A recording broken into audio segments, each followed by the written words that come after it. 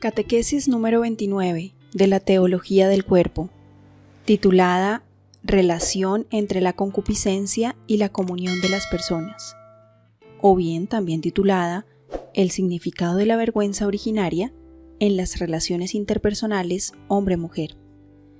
Teología del Cuerpo recibida por San Juan Pablo II el 4 de junio de 1980. Al hablar del nacimiento de la concupiscencia en el hombre, tomando como base el libro del Génesis, hemos analizado el significado originario de la vergüenza, que apareció con el primer pecado. El análisis de la vergüenza a la luz del relato bíblico nos permite comprender todavía más a fondo el significado que tiene en el conjunto de las relaciones interpersonales hombre-mujer. El capítulo 3 del Génesis demuestra sin dejar lugar a dudas que esa vergüenza apareció en la relación recíproca del hombre con la mujer y que esa relación, a causa de la misma vergüenza, sufrió una transformación radical. Y puesto que nació en sus corazones, junto con la concupiscencia del cuerpo, el análisis de la vergüenza originaria nos permite simultáneamente examinar en qué relación permanece esta concupiscencia respecto a la comunión de las personas.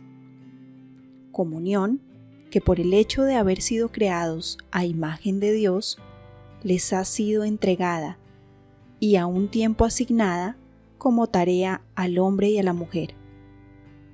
Por eso la siguiente etapa del estudio sobre la concupiscencia, que al principio se manifestó a través de la vergüenza del hombre y de la mujer, según Génesis 3, es el análisis de la insaciabilidad de la unión, es decir, de la comunión de las personas, que también debía expresarse por medio de sus cuerpos, según su específica masculinidad y feminidad. Esta vergüenza, que según el relato bíblico, induce al hombre y a la mujer a esconder recíprocamente los propios cuerpos y en especial su diferenciación sexual, ante todo, confirma que se ha quebrantado la capacidad originaria de comunicarse recíprocamente a sí mismos, de la que habla Génesis 2:25. El cambio radical del significado de la desnudez originaria nos permite suponer transformaciones negativas en la entera relación interpersonal hombre-mujer. Aquella recíproca comunión en la humanidad misma, mediante el cuerpo y mediante su masculinidad y feminidad, que tan fuerte resonancia tenía en el precedente pasaje del relato ya vista, confrontémoslo en Génesis 2, 23-25, queda en este momento perturbada, como si el cuerpo en su masculinidad y feminidad dejase de constituir el substrato fuera de toda sospecha de la comunión de las personas, como si su función originaria fuera puesta en duda en la conciencia del hombre y de la mujer. Desaparecen la simplicidad y la pureza de la experiencia originaria, que facilitaba una plenitud singular en el comunicarse recíproco entre ellos mismos.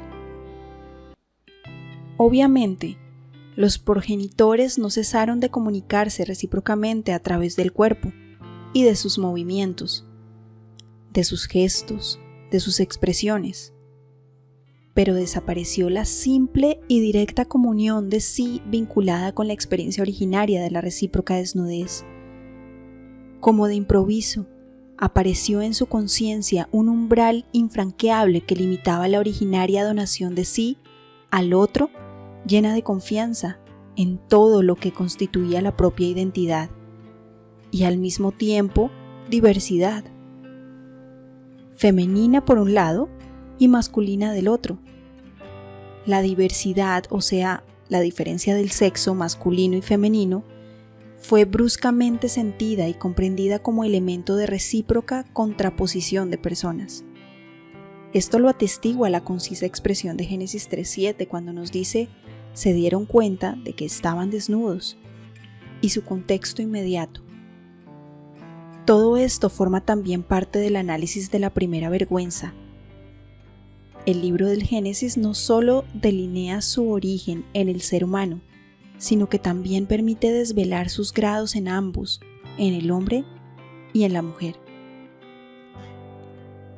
La capacidad de una plena comunión recíproca, según esto, se cierra, y este cerrarse que se manifiesta como pudor sexual, nos permite entender mejor el valor originario del significado unificante del cuerpo. No se puede, en efecto, comprender de otro modo este respectivo cerrarse, o sea, la vergüenza, sino en relación con el significado que el cuerpo, en su feminidad y masculinidad, tenía anteriormente para el hombre en el estado de inocencia originaria.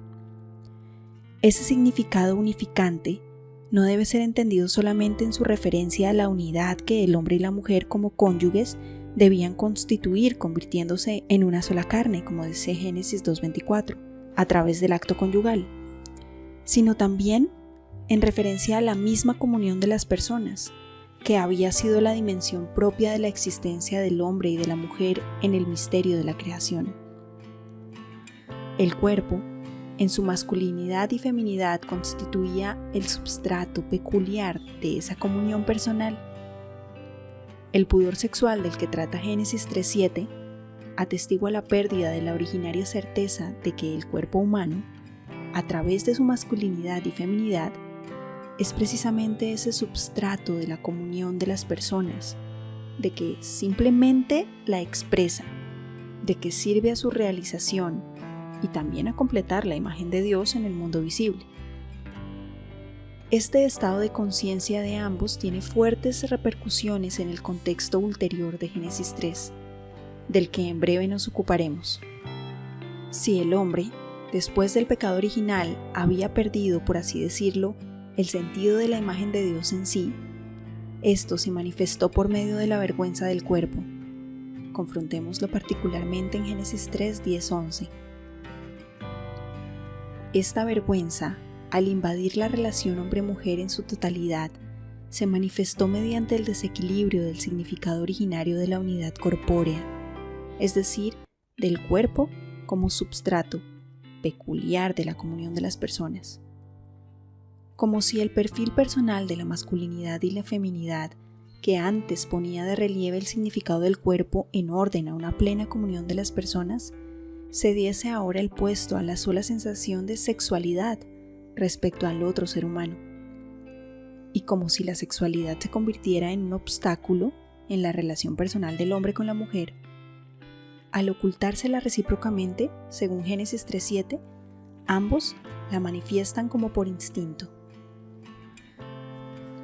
Este es, al mismo tiempo, como el segundo descubrimiento del sexo, que en el relato bíblico difiere radicalmente del primero. El entero contexto del relato muestra que este nuevo descubrimiento distingue al hombre histórico de la concupiscencia del hombre de la inocencia originaria. ¿En qué relación se sitúa la concupiscencia? Y en particular la concupiscencia de la carne respecto a la comunión de las personas, mediada por el cuerpo, por su masculinidad y feminidad, es decir, respecto a la comunión asignada desde el principio al hombre por el Creador?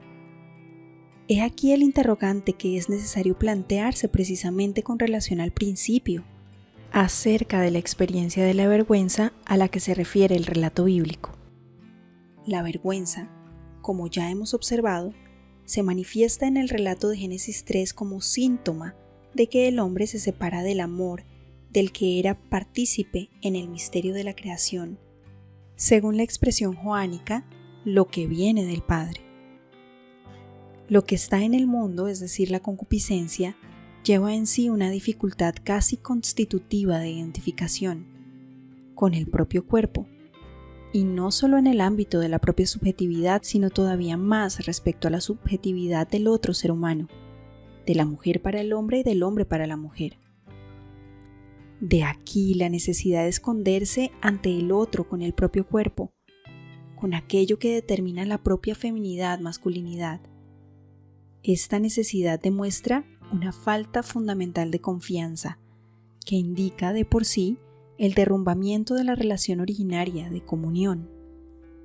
Precisamente la referencia a la subjetividad del otro y a la vez a la propia subjetividad ha suscitado en esta nueva situación, o sea, en el contexto de la concupiscencia, la exigencia de esconderse de la que habla Génesis 3:7.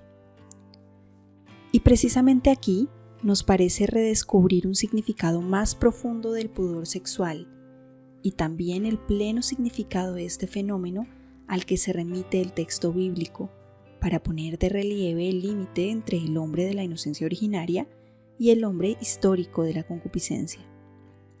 El texto íntegro de Génesis 3 nos proporciona elementos para definir la dimensión más profunda de la vergüenza, pero esto exige un análisis aparte. Lo iniciaremos en la próxima reflexión. Hasta aquí la catequesis número 29 de la Teología del Cuerpo, titulada Relación entre la concupiscencia y la comunión de las personas, o bien también ha sido titulada El significado de la vergüenza originaria en las relaciones interpersonales hombre-mujer, Teología del Cuerpo recibida por San Juan Pablo II.